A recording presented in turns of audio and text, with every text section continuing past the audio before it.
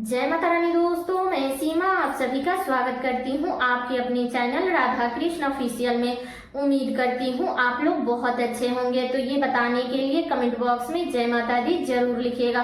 तो चलिए दोस्तों, आज हम इस वीडियो में जानेंगे कि साल 2025 में मकर संक्रांति का त्योहार कब मनाया जाएगा, स्नान दान का शुभ मुहूर्त क्या रहेगा, इस दिन दान में हमें किन किन चीजों का दान करना चाहिए, इस दिन पहले हम पूजा पाठ करें या दान करें, इस दिन मंगलवार पड़ा है तो क्या हम अपने घर में खिचड़ी बना सकते हैं, इस दिन हमें क्या करना चाहिए क्या नहीं करना चाहिए, किन किन बातों का हमें इस दिन ध्यान रखना चाहिए।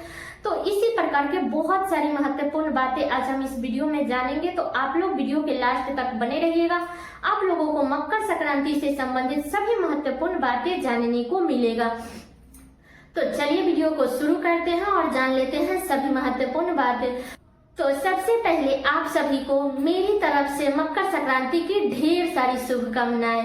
तो अब चलिए जान लेते हैं सभी महत्वपूर्ण बातें। तो सबसे पहले बता दो दोस्तों कि मकर संक्रांति का त्योहार साल 2025 में 14 जनवरी को मनाया जाएगा। दिन है मंगलवार।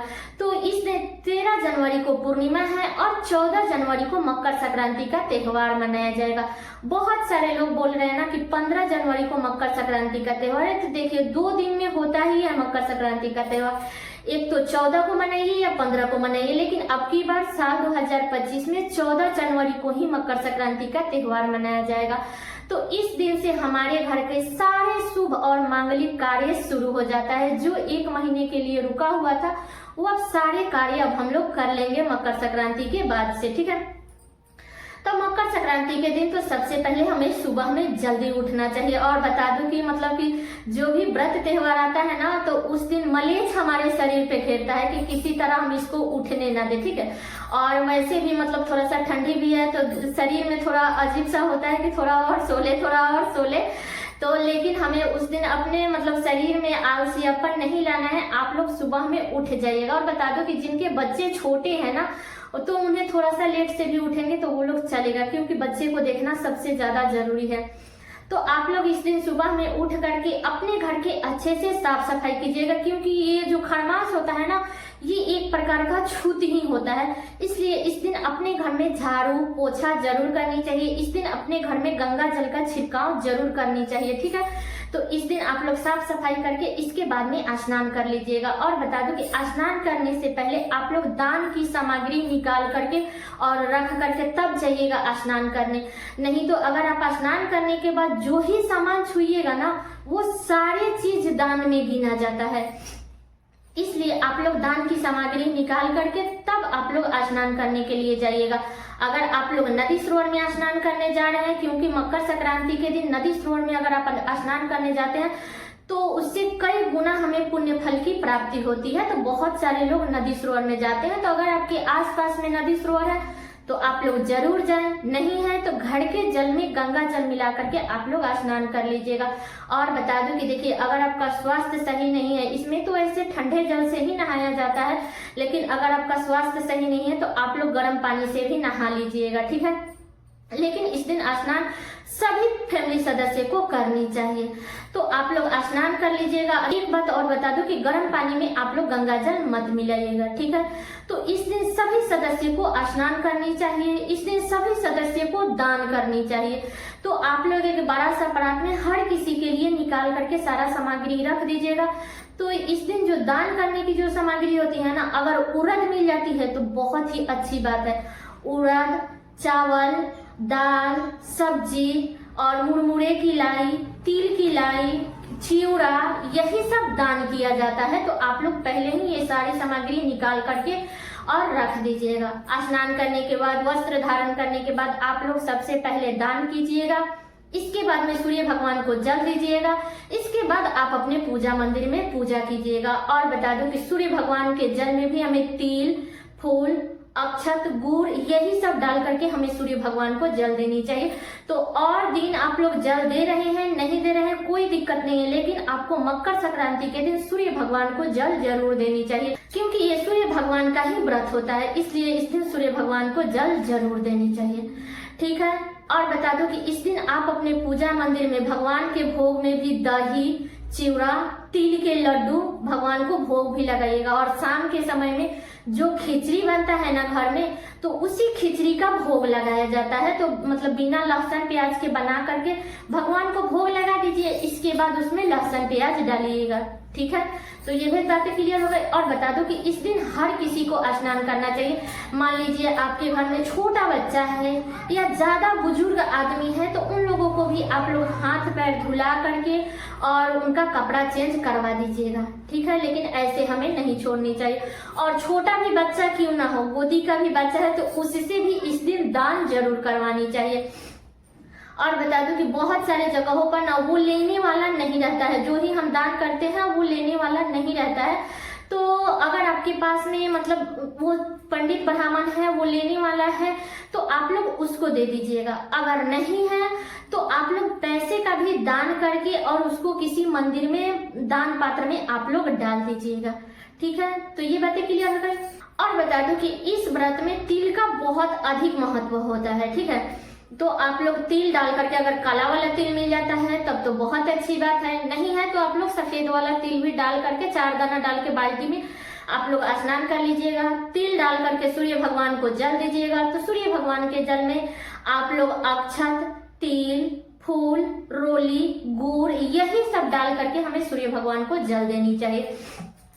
तो आप लोग जल दे दीजिएगा। इस दिन भगवान के भोग में भी तिल का लड्डू जरूर मतलब कि डालिएगा। इस दिन जब आप पूजा पाठ कर लेते हैं, इसके बाद में सबसे पहले अपने मुख में तिल का लड्डू ही डालना चाहिए।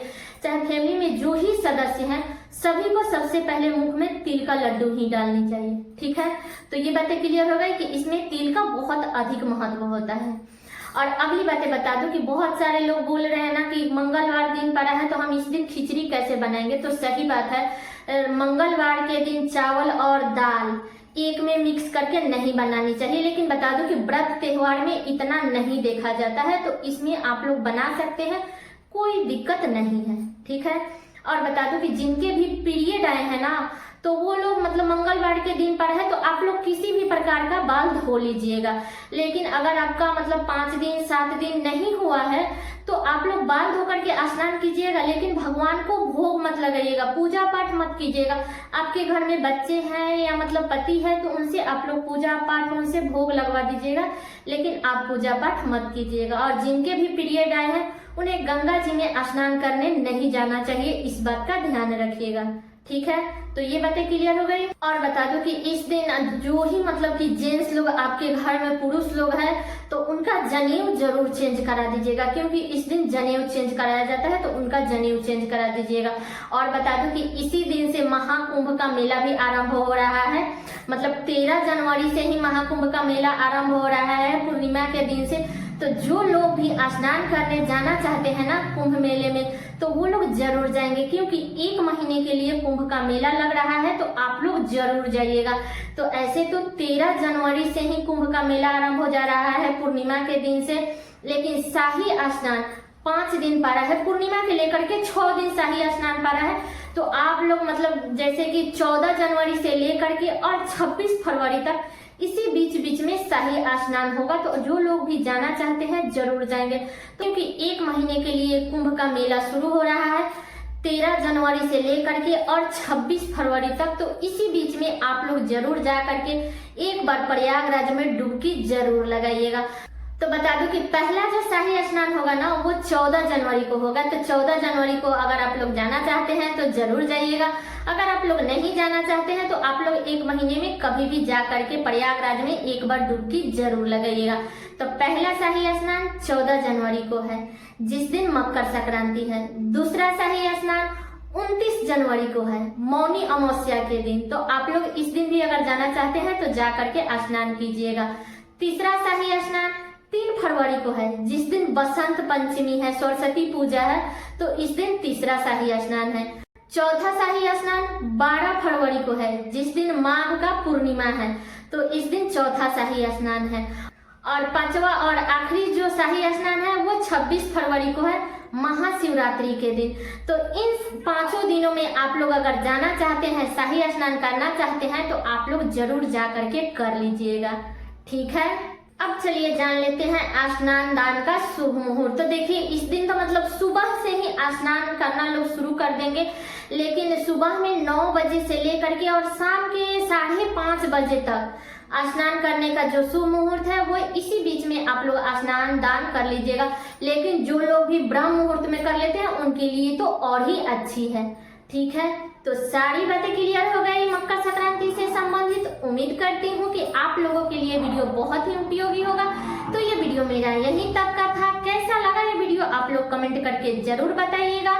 तो चलिए दोस्तों, मिलती हूँ अगले वीडियो में किसी नए वीडियो के साथ में। तब तक के लिए नमस्कार।